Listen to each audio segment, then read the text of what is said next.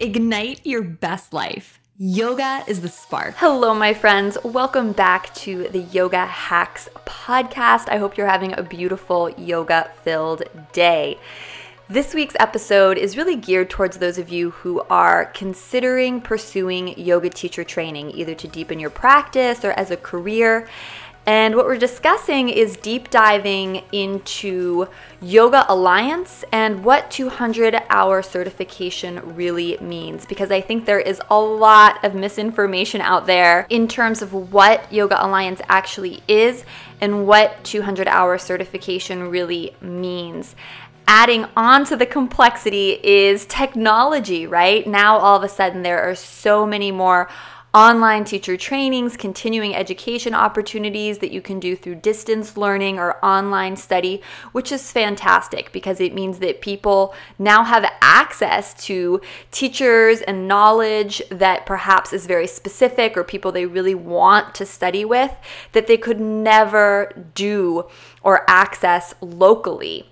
However, it creates even more confusion about how standards are set and kept in place. This is a completely changing and emerging landscape that's only going to get bigger and bigger as time goes on. So whether you're considering my 200-hour online teacher training or a different online teacher training or trying to figure out the benefits of online compared to in-person when it comes to certification, we're going to walk through step by step everything you need to know in this podcast. You're going to come out of this podcast knowing way more about Yoga Alliance and certification than the average yogi. So let's get started and dive into it. So the first big piece of news, which I think is really hard to swallow, is that actually no one, if we think of certification coming from the government, the state, or the local jurisdiction from which you live, can certify you as a yoga teacher, at least in the United States, and I'm pretty sure Canada as well. And why is that? Well, certain professions are legislated basically by our government. And some of those professions include massage therapy, for example, acupuncture, people who practice Chinese medicine, cosmetology. If you've ever gone and had your nails done at a salon, in America at least, you'll see on the wall they have their license number and where they went to the local government to have the fact that the school they went to is approved and they completed the correct number of hours and are legally allowed to do waxing or nail polish or whatever it is they're doing, right? Same with massage and acupuncture. However, there's a whole other bunch of disciplines, including hypnotherapy, Reiki, yoga, Tai Chi, aromatherapy, energy medicine, so many professions that aren't. Our local, state, and federal government does not regulate these professions. So what happens in that case? Well, independent accrediting bodies begin to emerge and pop up to set standards for these professions in which the government is not involved or has chosen not to be involved. So in various professions, in Tai Chi or personal training or capoeira dance, there have sprung up independent accrediting bodies that do this work of quote unquote certifying people. And since we're focused on yoga, we're going to talk about the biggest one. There are actually many of them, but the biggest one in the United States is called Yoga Alliance. So it's important to understand that Yoga Alliance is an independent body, right, that has nothing to do with federal, state, local government, or laws. And a good way to think about Yoga Alliance, and we can talk about them more later because there's things that are great and things that are very disappointing in my opinion, but to just understand what it is, it's a nonprofit company that basically decided to pay to have trademarked the acronym RYT, which is Registered Yoga Teacher. And that means that anyone who wants to use that trademark, RYT, has to pay their company, it's set up as a nonprofit, but it's an independent company, money, has to pay them a fee. So it'd be as if you and me, you listening to this podcast and me, said, hey, let's set up a business and let's trademark CYT, Certified Yoga Teacher, with a logo and a brand. And we'll get it through the trademark office. And now anyone who wants to call themselves a CYT has to pay us money to use our trademark. That's what Yoga Alliance is. They've trademarked RYT 200, RYT 300, 500, and a bunch of other acronyms. How does Yoga Alliance make money? Yoga Alliance makes money by schools like me and members, maybe like you, paying them annual fees or dues to be listed in their directory, and they have an online directory. So if you find value in being listed in their online directory, or you're getting clients that way, maybe it's worth it for you to pay whatever it is. I think it's always changing, but I think it's maybe $100 when you first sign up, and then $50 or $80 a year if you're a student. It's close to $500 a year if you're a school. And that's what Yoga Alliance is. I was on the website of NAHA recently, which is the National Association for Holistic Aromatherapy, because I was looking at some aromatherapy schools. And NAHA, right at the top of their website, where they list all the schools, says a disclaimer in very big letters. It says, while NAHA-approved schools are required to meet our approved standards for professional aromatherapy education, we do not police schools. Meaning they don't enforce anything that the schools do. They just approve the schools when they submit their initial material. So they say each school's course content is reviewed and measured against NAHA's standards of education. NAHA approves or disapproves the school's aromatherapy certification curriculum based on materials submitted at the time of application only. Continuing education classes as well as additional programs and events cannot be monitored.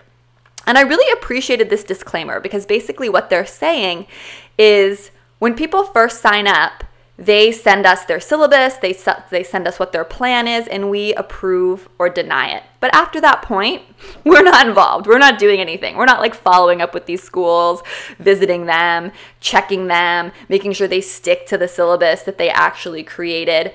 And I really appreciated the transparency of how they just put that out there. Because the reality is Yoga Alliance is exactly the same.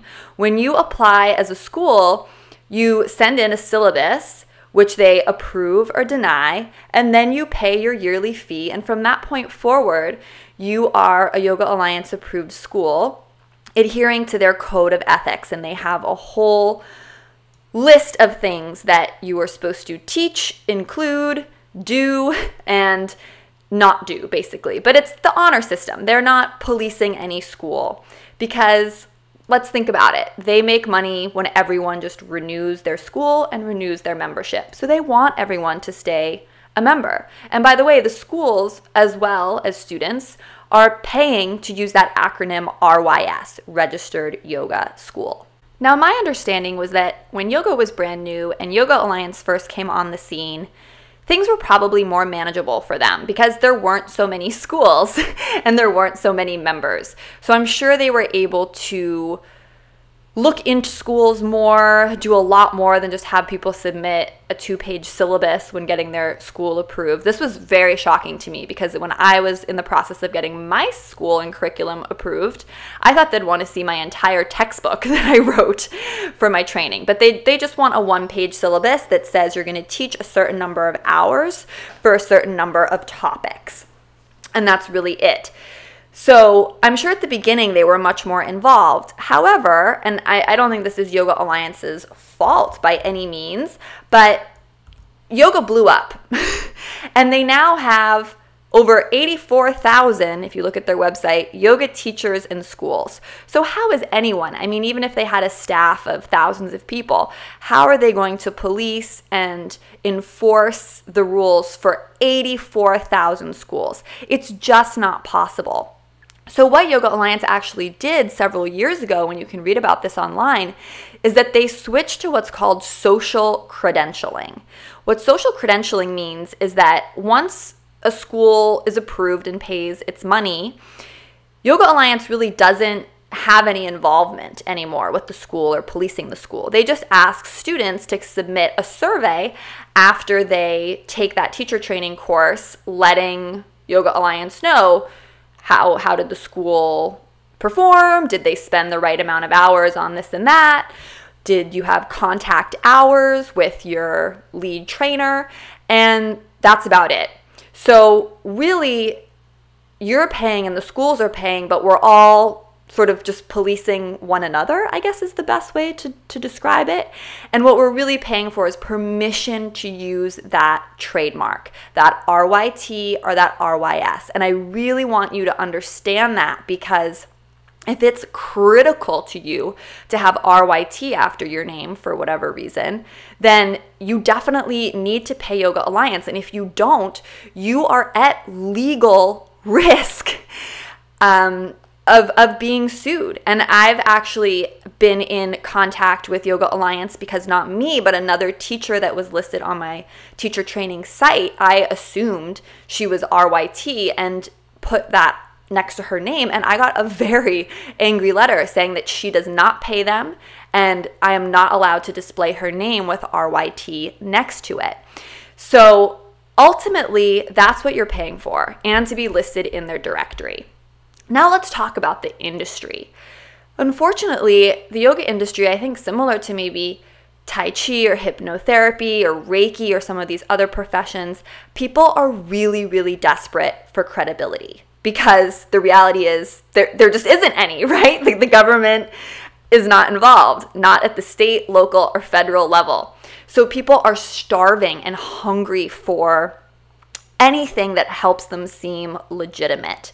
And this is where lots of institutions, not just Yoga Alliance, there's hundreds different independent bodies like this, I think are somewhat predatory with people, where they say, you know, pay $50 a year, pay $80 a year, pay, you know, $500 a year, and you get to use this little symbol or icon or verified badge or acronym after your name online. So only you know how much something like that really matters to you. I think the biggest thing that people are concerned about when deciding to register with Yoga Alliance or do a Yoga Alliance approved school or not is they're worried about, can they get teaching jobs? Can they get teaching jobs if they're not Yoga Alliance approved or if they don't pay to be in the directory? Now, I can't tell you the answer to that. I can only talk about my experience and the experience of people I know and things I've seen posted in our Facebook group, which is thousands and thousands of people large at this point.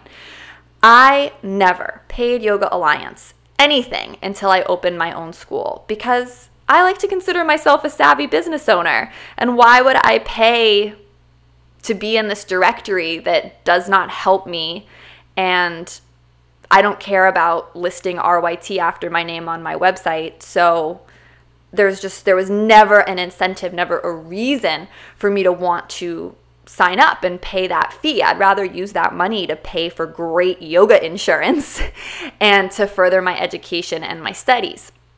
So I, without ever registering for Yoga Alliance, taught everywhere I ever wanted to teach. I taught at Google. I taught at Crunch Fitness. I taught at Equinox. I taught at 5 or 6 local studios. And the words Yoga Alliance were never mentioned once. I mean, not once. Did they all want my insurance? Yes. So you need yoga insurance. That is essential. But you don't need to be registered with Yoga Alliance in order to get yoga insurance. In fact, the yoga insurance that Yoga Alliance partners with, I think, is actually way more expensive and not as good coverage as other policies that you could get with just a 200-hour certificate, regardless of whether or not it's Yoga Alliance approved. So for me personally, Yoga Alliance was never came up in any employment capacity my entire teaching career. And all the teacher friends that I have who I've asked have told me the same thing. And most of them say, oh yeah, I signed up and I paid for Yoga Alliance right when I finished my training for like a year or two, and then I stopped. Even some of the teachers who are in my teacher training, meaning leading trainings themselves and extremely knowledgeable, don't pay for Yoga Alliance. Hence why I got in trouble when I listed some of them assuming they were RYT or ERYT when they weren't, because it just makes not really financial sense to do so. Now, that being said, that's been my experience, and I've taught in New York and San Francisco only in terms of studio circuit. I have had people in my Facebook group tell me that in other states, in the South perhaps, or certain areas where they live, that it is something that a gym or a yoga studio might require. So you definitely can't rule out that there might be somewhere that wants you to register with Yoga Alliance in order to teach there. However, if I ever came across that, you can either just sign up and pay, or you can tell them that you don't really believe in Yoga Alliance or think that it's that helpful, and can you audition for the teaching role and just provide your insurance instead. It's curious to me that a place would, if the school or if the studio really understood how Yoga Alliance works, which you think they would if they were registered and paying the money, how could they care when they know how little it actually means and validates, and that it's a social credentialing system and doesn't really mean that much? So I think you could push back. But again, you might just want to pay because maybe $50 or $80 or $100 or whatever it is a year. I think it's a different price depending on how advanced you are. So the more advanced, the more hours you get, the more expensive it is to pay for each year. Maybe that's important to you. And then you can pay, and then you can use the trademark. So it's a totally personal decision. But I myself never paid for it, never had any issues, but that doesn't mean I can guarantee you on this podcast that you never will, because there have been a few folks in the Facebook group who either own studios in other parts of the country or have said that they have heard it's a requirement. Okay, now let's talk about the schools. So of course, when you're deciding to do a training, one of the biggest pieces of advice you might hear online or from friends is, oh, do a school that's Yoga Alliance approved, right? Because Yoga Alliance has this myth of being this huge legitimizing factor in the yoga world. I think because people in the yoga world are so desperate for legitimization, if that's a word. So of course, if you are going to do a local program, do one that's Yoga Alliance approved if it's important to you. However, there are many in-person programs like the Jivamukti program, which I think could be arguably called the best yoga teacher training in the world if we had to pick one. Jivamukti School of Yoga, look it up. Their teacher training is absolutely incredible. It requires, I think, like triple the number of hours that Yoga Alliance certification requests, and they refuse to acknowledge Yoga Alliance. They're just like, Yoga Alliance is corrupt and doesn't exist. And there's a lot of other really great schools by really, really famous teachers who take the same approach. They're just like, we do not recognize Yoga Alliance. And they're excellent schools.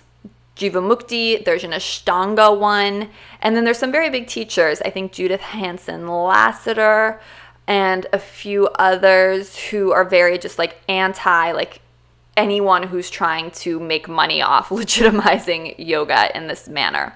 But most schools that you'll find locally are probably Yoga Alliance approved, and that's great. Do them.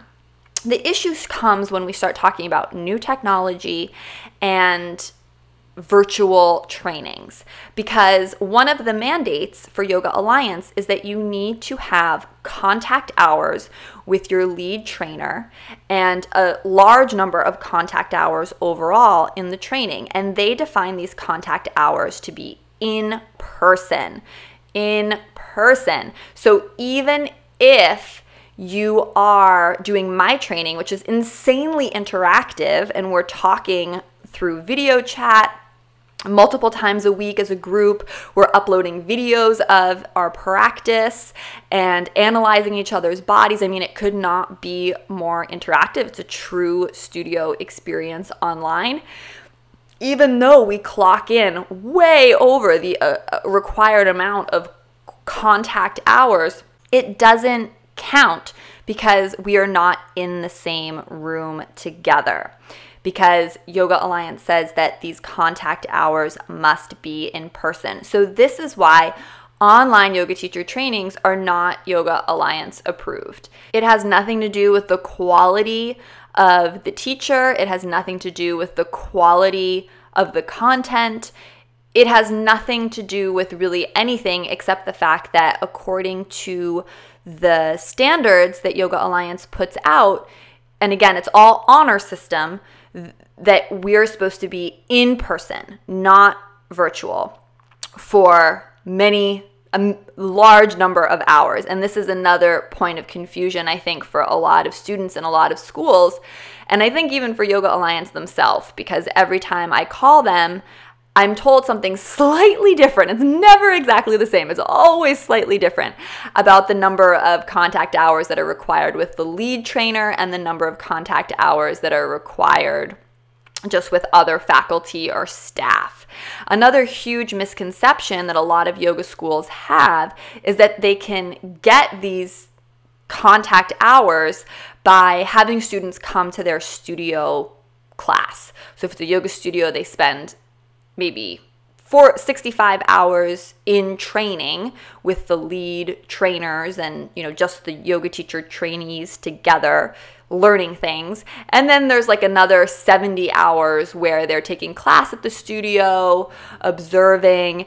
And the schools that do this are actually in violation of the Yoga Alliance standards. And it was really shocking to me because one of my closest friends just did her yoga teacher training at one of the biggest yoga chains in America, and that's exactly how it worked. It was 65 hours with the lead trainer, the teacher trainees together, and for all the other mandatory hours, it was just like going to class at the studio, and that actually is a Yoga Alliance violation because if you read the fine print according to their standards, all of the hours of the yoga teacher training need to be just material for the teacher trainees specifically. It can't include other public students out there in the world. It can't include like just going to a local class or going to the studio's class.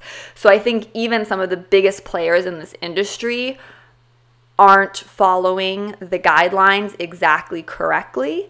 And whether that matters or not, I don't know, but it is very confusing as a teacher and a school and a business owner because I don't know exactly what the source of truth is. Or like I know what the truth is on the website, but what I see around me in the real world doesn't actually reflect that. And everyone I talk to who's in the yoga industry like me has these same concerns, has the same confusion. Every time I talk to other people who run their own teacher trainings in person or online, like they all have these same concerns. Everyone who even does it in person has concerns and is a little confused about the exact number of hours on what to do what. But, right, Yoga Alliance doesn't police anything. So it all just moves forward as it does. The best advice I think I can give prospective students is to try to visualize your yoga career 5 years, 10 years, 15 years out. And keep in mind that life is long and you can always do more education, more training. For example, Yoga Alliance completely wholeheartedly supports online education for people, for continuing education, for people who already have a 200-hour degree. So for folks who do trainings with me online, like my Bridge program, which gives them access to all the content of my 200-hour program, but in the form of continuing education and specialty modules, they can get Yoga Alliance hours, which again is all just self-monitored honor system for that. But 200-hour folks need to study with me in person to be Yoga Alliance quote unquote approved, right? So the biggest advice I can give if you're struggling with whether you should pay for it, what this means, whether you should pursue an in-person or online school, really, I think if you're someone who's just looking to deepen your practice and you don't even know if you want to teach yet, let alone make teaching your career, you can really just punt on the issue for right now. Like, I would just say do the training that's the most convenient for you, that's calling to your heart, whether that's an online or a local training, and just forget the whole nonsense of certification in Yoga Alliance right now, because the cold hard facts are that no one can certify anyone in terms of legally from our government to be a yoga teacher, right? It's all just, do you want to pay to be part of this private institution or not? And that if you decide you are like pro Yoga Alliance, there are so many people who agree with you and support you. And if you decide that you don't care and you think what they're doing is a little bit sketchy, there are huge big name teachers out there who agree with you as well. So there are people in both camps. Now, on the other hand, if you're 100% like, I'm going to teach yoga as a career, I want to one day have my own Yoga Alliance approved school, perhaps in even just the next 3-5 years, then perhaps making sure that program you do is Yoga Alliance approved is super, super important. And you can always do my bridge program and get continuing Yoga Alliance credit in the form of continuing education for that if you can only study with me virtually. My heart really does go out to people who are struggling with this issue, because when I signed up to do yoga teacher training, there were no online courses. There was no online education. The choices were so incredibly limited. But I will say this, who you study with, it creates your whole yoga teacher training experience. So, and many people end up doing more than one training, especially because so many of the 200-hour trainings, whether they're Yoga Alliance approved or not, that are like intensive weekends or like a 20-day intensive in Costa Rica, right? It's just a blur. And there is so much to learn once you start going deep into yoga. Literally, it is a never-ending, lifelong process. So I think also if you feel a lot of pressure that you can only ever do this one training, or you only will ever have enough money to do this one training, it's just this one training that your whole life and career depends on, I'd really encourage you to get rid of that mindset, because it's just not true. I mean, even I'm doing 200 hours of additional continuing education and trainings just this year for myself personally. You just keep learning and keep growing, and you keep wanting to learn and study more the deeper you go with all of this. So if you're just feeling that pressure, just try to shake that off and just think, where can you most easily start right now? If that means doing an online training, mine or someone else's, because that fits with your flexible schedule, or maybe you're a mom, or maybe you just want to deepen your practice, do an online training. And I think my online training is maybe one of the few or the only that is incredibly highly interactive and basically like a studio experience online. There's some other ones that I think are maybe less expensive than mine, but you're basically by yourself watching videos with no mentorship and no colleagues. And I mean, I think what's amazing about my online program is that the community is so powerful. And the last YTT group that I taught, like, they still talk on video chat regularly and are so supporting one another and have visited one another all over the world. I mean, it's just incredible. So just start where you can. If the easiest thing is to do a local, do that. But just don't put this pressure on yourself that the training you pick will be the only training you'll ever do, because it's not true. And even everyone I've talked to who's graduated from yoga teacher training just says they still don't feel completely ready. They still want to study more. And that's where I think studying with a teacher who's really going to push you to take action and start teaching is critical. And that's something that I'm able to really promise folks in my training, because I don't own a local studio. I'm not worried about you competing with me locally or worried about you asking me for a studio teaching job. I want you to be an empowered business owner. And a huge part of my training is dedicated to business training, social media training, brand building. I mean, these are just things that could never be covered in your probably like local training. So I think you need to decide, is Yoga Alliance certification the thing that's most important for your first training? Or is it really stepping into the role of a business owner and an entrepreneur, which once you do and you really understand the facts about Yoga Alliance and yoga certification, it might not mean as much to you as you think it once did. Of course, might you have fears that, some studio will reject you because of Yoga Alliance? Maybe, but I mean, if that happened to me, like I wouldn't want to teach there anyway because it's just really silly. Like if you are a strong teacher, if you have insurance, if you are confident, if you have a business plan, the other sad reality that I think a lot of trainings don't tell people about is that it's very hard to make a full-time living as a yoga teacher, especially if you're just teaching in studios. The real money is going to come in when you build your own personal brand, which I teach you how to do in my training. When you start getting corporates and privates, which we have an entire modules on how to do. I have an entire module about how to just get your insurance and make sure that that's all squared away. I mean, none of that was covered in my in-person training.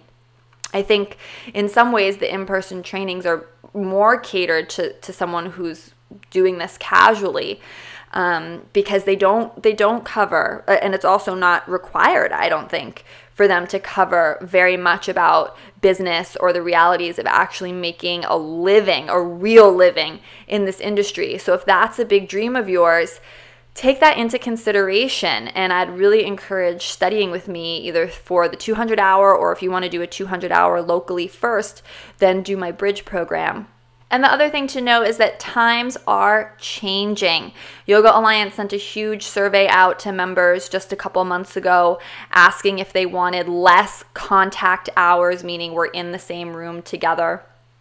Contact hours to be required, and the results on that survey came back and they said they're actually rethinking and going to be rearranging the number of hours that have to take place face to face. And again, even one of the recent trainings I did that was in person, yes, we were all in the same room, but we watched DVDs for half the day every day, and it made me think, like, why did I fly across the country to do this? Couldn't this training have been half as long?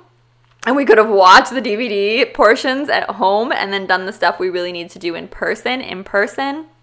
And there is always, even in my online training, an in-person option for a long weekend, because I do think being in person is invaluable. I do think it's so special, but I choose to offer it not because of Yoga Alliance, but just because I think it's the right thing to do. I think studying online is incredible, and thanks to technology, it's so interactive and so intimate. However, there is something about being together in the same room that's magical as well. So I like to offer both, and you have the option to do your final practicum with me if you do online teacher training with me in person, which I think is really special. So I hope this podcast was informative and interesting for you, and that you learned something. And again, there's no need to take my word on anything. I would encourage you to also do your own independent research.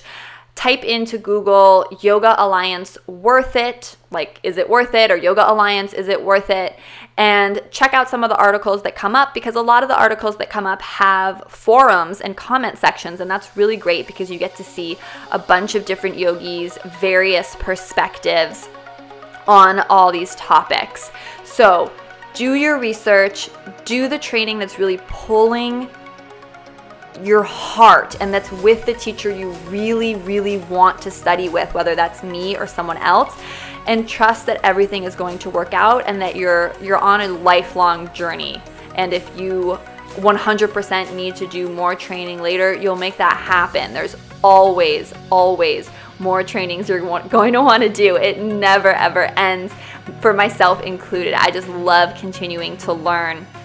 So take that first step, get into action now, do your research. Again, I hope this was helpful for you, and so much love from my heart to yours. Namaste.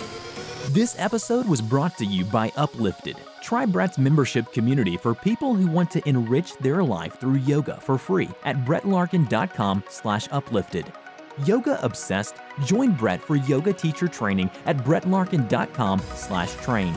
And don't forget to give back. Like this podcast, leave a rating or review. Share this with someone you love. Remember, now is the time to dedicate yourself to what matters most. From my heart to yours, namaste.